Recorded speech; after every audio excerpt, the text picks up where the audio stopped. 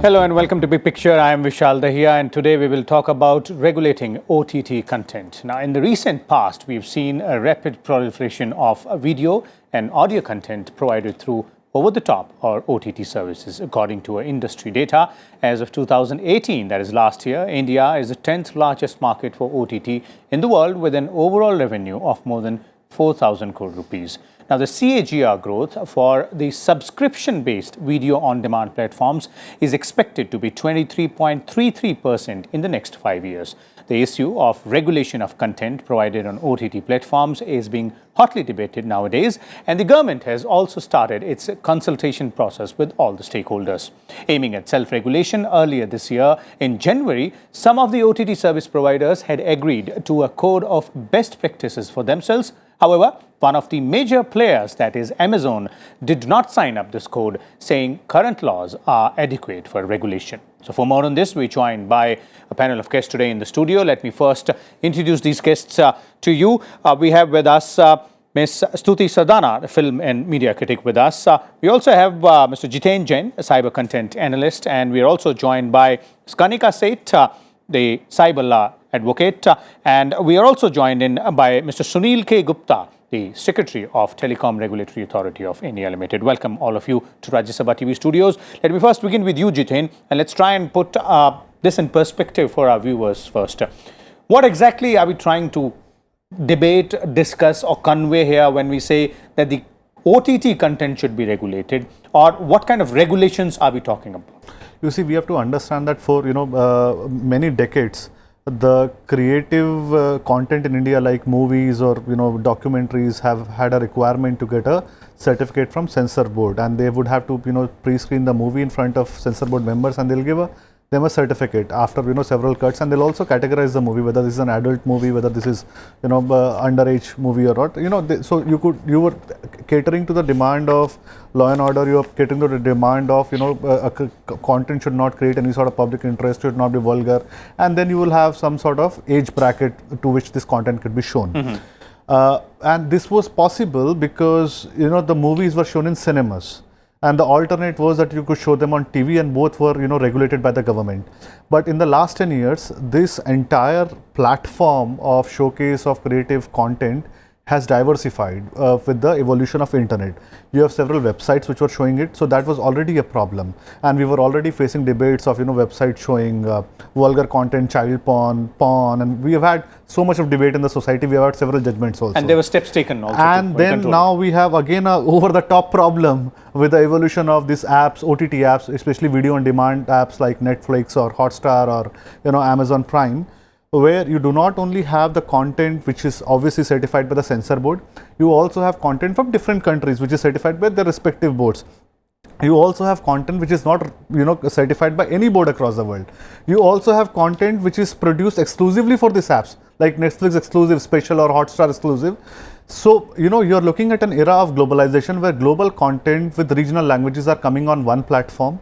It shows up many questions. Is it technologically, first of all, possible to regulate them or censor them in any way? Two, do we have jurisdiction over them? Third, even if we decide that we have a jurisdiction and we have means and levers to sort of regulate or exercise influence over them, to what limits should we do? So fundamentally, there is a question that should we allow these platforms to show stuff which can create public interest, which has vulgarity, which can create law and order problem, or should we allow them to self-regulate themselves? Or third, should we leave them on their own in the realm of creative freedom and let them show whatever they want and let viewers decide what they want to see? So this is the crux of the entire debate. Okay, Stuti, how do you look at all these three fundamental questions put in place by Jiten out there? And also, if we just assimilate all of them, the larger question is, do we really need to go ahead and regulate the OTT content? To an extent, I believe regulation is required because viewers has been intelligent from the beginning itself. I don't think that now there is an era, where we have intelligent viewers, or now there is an era where we have producers or actors who want to be more creative. So I don't agree that it hampers creativity anywhere, because cinema is an art from the beginning, and art has always been creative, and we have been blessed with 100 years of golden cinema period, where we have everything that can be that can categorized under classic word as such. So regulation is required, because anything that is coming in the platform, in the public platform, has to be measured in various aspects. Okay. So gender, caste, and then age. So everything has to be given at least one thought, that should it be go directly to the public platform, or it should be restricted to some platforms. So any platform that is required to showcase the sentiments of any kind of public or any kind of thought is required to be regulated. So if regulation is there on cinema, if regulation is there on television, then definitely a regulation should be there on online platforms also. This is what I believe. Okay, so there is a question of parity as well. If a set of creative people are regulated, then the other set of creative people should also be regulated. The point there made by Stuti. Let me bring in Mr. Gupta here. Mr. Gupta, from the regulators' perspective, now we understand Trai does regulate the telecom services and other aspects as well. But if you look at the OTT platforms and the way they function, how feasible do you believe it would be to go ahead and find a solution to this question of regulating the content of OTT platforms?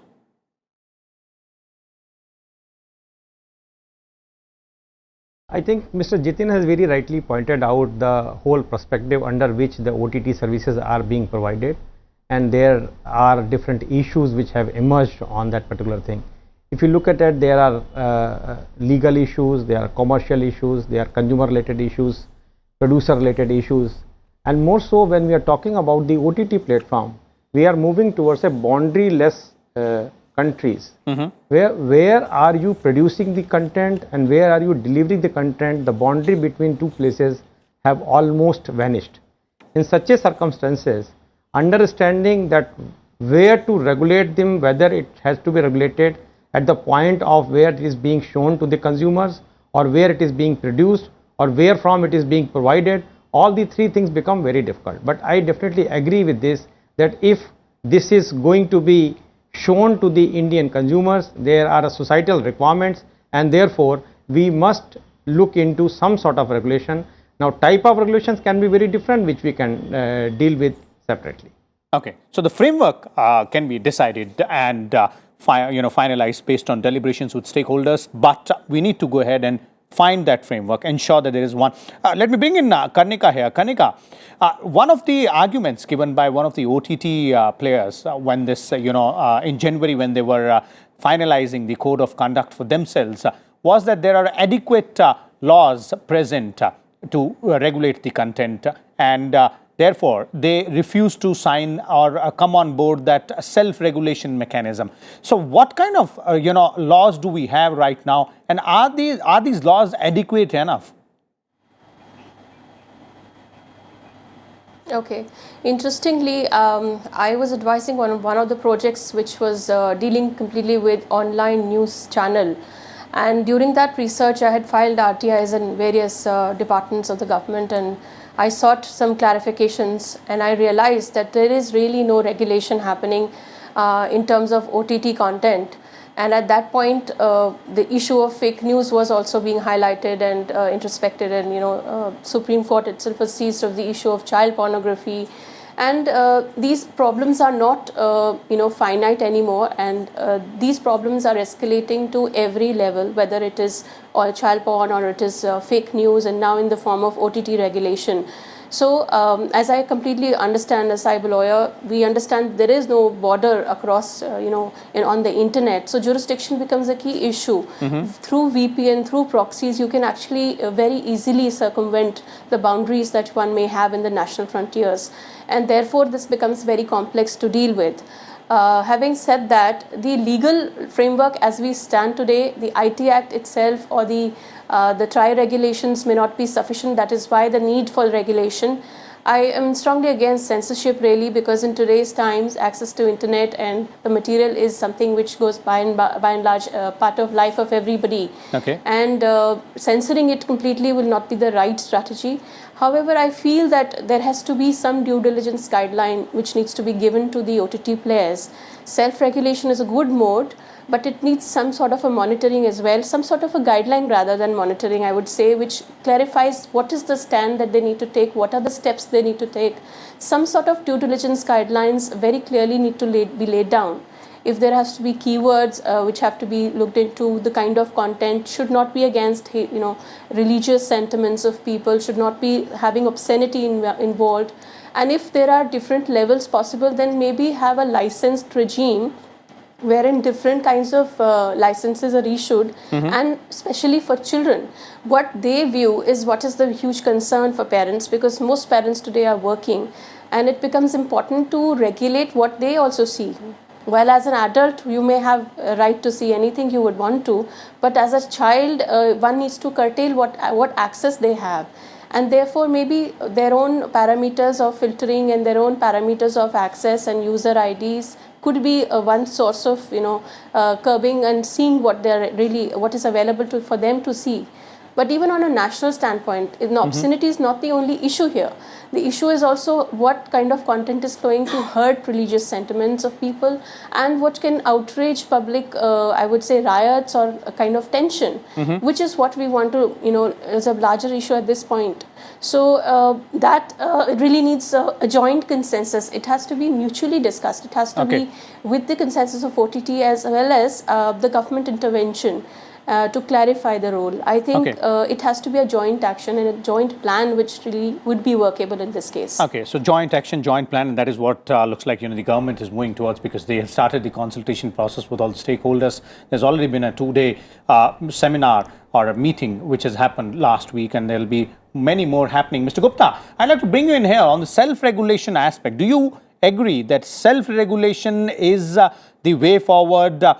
Because one argument given by these OTT platforms is that they have their content is video on demand, so it's the user's discretion. It's basically user's discretion to go ahead and watch whether or not the user wants to watch a particular type of content. Or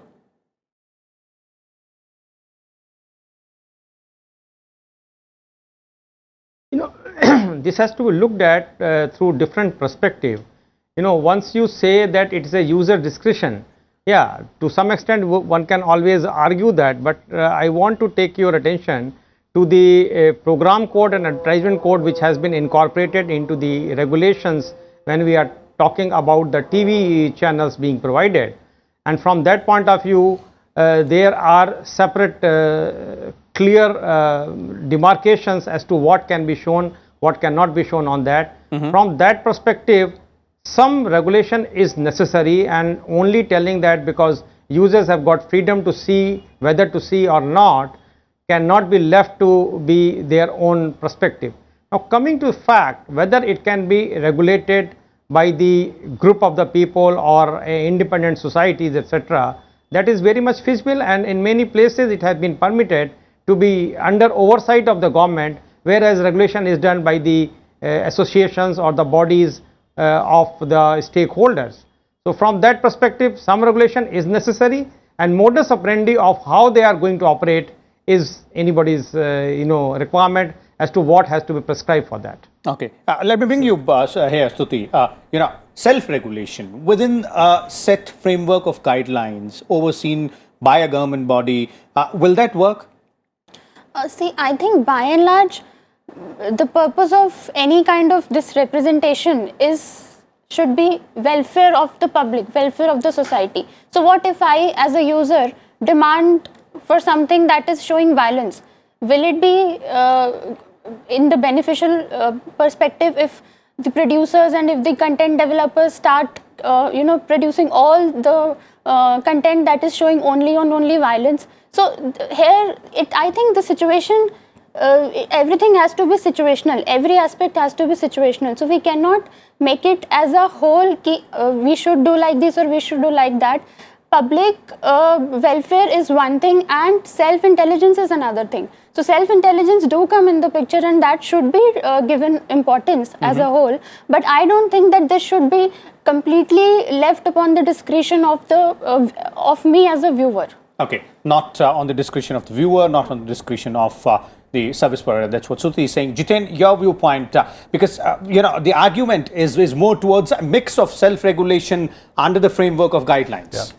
You see, the way these OTT operators are trying to turn this debate is into probably a battle between liberals and conservatives. It's not the case. You see, cinema is a public screen. Your TV is a family screen, and their argument is that since mobile is a private screen, let us allow to show nudity, profanity, vulgarity, and and whatever you want. So, to what limit the sexual content should be shown, what limit the type of relationships in a society have to be shown, what is the level of morality in a society, all these things, if a government decide to regulate, I think there will be a problem. If you leave them for self-regulation, there will also be a problem. But technology has made it, I think, so technology has made it more easier. Now, whatever is available on mobile can also be seen on television. So there are two solutions.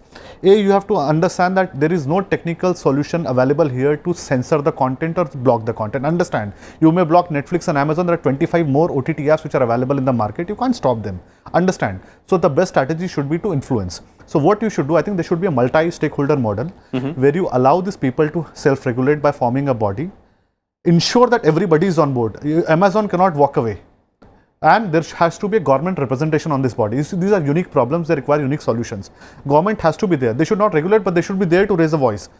They should not do any pre-certification or licensing business. At the same time, if there are contents about a particular content, post facto, they should be able to take it down or issue some sort of warning or advisory after the release, if there are complaints come in. Third, you see, technology can solve the problem of overexposure. For example, you don't want your child to watch 16-year-old to watch lust stories and the sex stories and all those content which is available.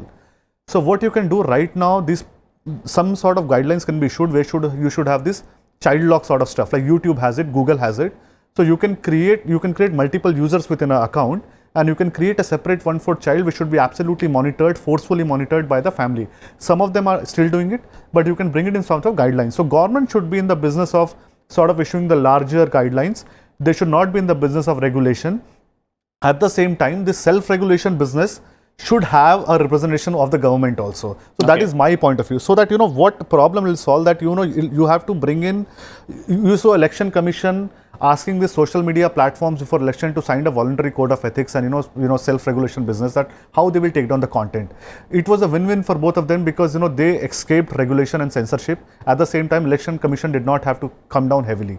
So I think government should have a strategy to give carrot before it comes with a stick. Okay. If this strategy does not work out for the next 2 years, maybe if it doesn't work out, government should have a business to come down and then ensure that free speech does not mean the reasonable restrictions of free speech is not applied in this content. Give them a chance for a couple of years. Make sure when they take that chance, when they make the transition, you have a voice in there. Form a multi-stakeholder panel.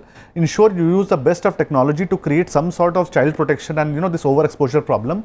At the same time, this creative problem, creative freedom should be left to the OTT guys. It should not be a case tomorrow where we have to release a movie like Padmavat and government is forced because they have a regulatory mechanism to censor the content. It should not happen in a society like this. We should become more tolerant. We should look at the future.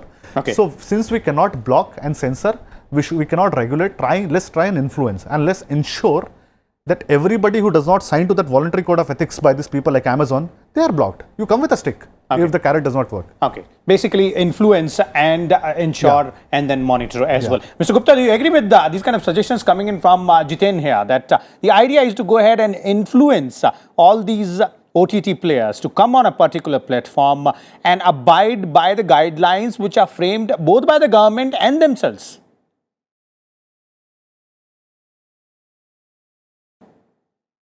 To some extent, I definitely agree with that. There can be very different models on that. One could be that, let us everybody declare that what type of code of conduct they are following as a voluntary declaration, which can be seen that whether they are complying to the broader requirement of the government on that particular basis or not, or there can be a guideline under which they had to declare the voluntary guidelines on that. There can be a supervisory board of the industry-led bodies, and controlled on top of that by the government. So there are different models available, but on broader sense, I fully agree with him that first prerogative should be given to the individuals who are developing the content or the industry-led body to regulate themselves, and government should intervene only when it appears that intervention is necessary. Okay, Karnika, you want to say something? Well, in fact, I have a pertinent point to make here, because law is to be taken as it is right now, could have serious, issues linked with this kind of an approach. Okay. Because law strictly prohibits anything which is any kind of content which is hurting religious sentiments. It also strictly prohibits circulation of obscene material, any content online, publishing of the same, transmission of the same. IT Act clearly bans the same. And the liability of an intermediary under section 79 of the IT Act will exempt such ISPs or intermediaries only where there is third party content and they are not monitoring the content, neither are they checking or selecting the sender or receiver of the content, which will not be the case in this case, because if it's a social media platform, a third party content is being placed and they possibly cannot monitor, for example Facebook or WhatsApp, they cannot monitor what kind of the content is there. So in that case, when they receive an actual notice from a complainant that they are aggrieved by a particular post, they remove it within 36 hours. That's the law of the land at the moment. So in this case, if it's an OTT provider, they cannot say it's a third party content. It is their responsibility what is being published, what is being broadcasted on the net through their media. So they will not be exempted under section 79 from the criminal or civil liabilities. You see, there are a lot of issues, legal issues, and therefore we cannot simply go by an X approach or Y because it seems logical to us, but we have to keep the legal framework currently existent into mind and look at what amendments will be required by changing any kind of approach at this standpoint. And therefore, for me, I have been a advisor to Prasar Bharati, Doordarshan, and many other, when we talk about government bodies, broadcasters, and the ecosystem in which they float and the certifications and the licenses which they need are definitely strict, very strict. While it may be slightly less strict in terms of broadcasting the same on OTT, if that is the approach, then yet we have to follow and abide by the law of the land. Unless we choose to amend it, and to what degree that amendment is necessary is to be seen. You can't have this very specific interpretation. I partially agree, but I have a small point. She's saying that law of the land has to be abided, whatever model we choose. Understand that, admit to the fact that technology is evolving. We as a society, we are evolving and we have to evolve more. And law also has to evolve. The current laws are not suitable. I mean, we have had this anti-porn and pro-porn debate whether we should draw a ban or not. But you understand, there are things in society which goes in the public, which happens in private. I do agree with Jiten. And let's admit that if things are changing, have a learning lesson. Maybe Rajya Sabha TV, Doordarshan should have an OTT app for the content. I mean, take positives from it. That's a good suggestion, Jiten. We might think over it there as well. Then you lead the industry by saying that what kind of content should be made available. Karnika, final word. Let's not have this stick of law. I mean, we are running short of time. Karnika, yes, final. What I'm saying is law needs to evolve definitely, but we cannot certainly just choose an approach and say it covers the law. We have to go with the law and change it if required. The mindsets will change, the society will change, the parameters will change, but the change has to be made. And for that, you need to make the change in terms of regulation and also amend the relevant law. So that's what I'm saying. You have to be progressive, law of the land will have to be abided. I agree with that approach. Stuti, final word from you. So by and large, I agree with what he said. But one point that he said, mobile is a private screen, so users are free to watch whatever they want to. But what happens is from a private screen, the content becomes viral, and then piracy and everything comes into picture, and then everything goes into public platform very easily. So we cannot say that since it is a private screen, no censorship or no regulation is required. So there it is. As our panelists have pointed out, it does sound a bit of a complex matter here, but all of us together and all the stakeholders can go ahead and resolve this matter that though technology is improving, is developing day by day, and with changing technology, we will also have to change the ways with which we deal with such matters. But as our panelists are pointing out, all the stakeholders involved, that is the OTT, service providers as well as the government, will have to put their head together and put in place a model set of guidelines wherein the regulation can be done with creative freedom, but it should abide by the law of the land. We'll come back again tomorrow with a different topic and different set of guests. Till then, keep watching Rajya Sabha Television.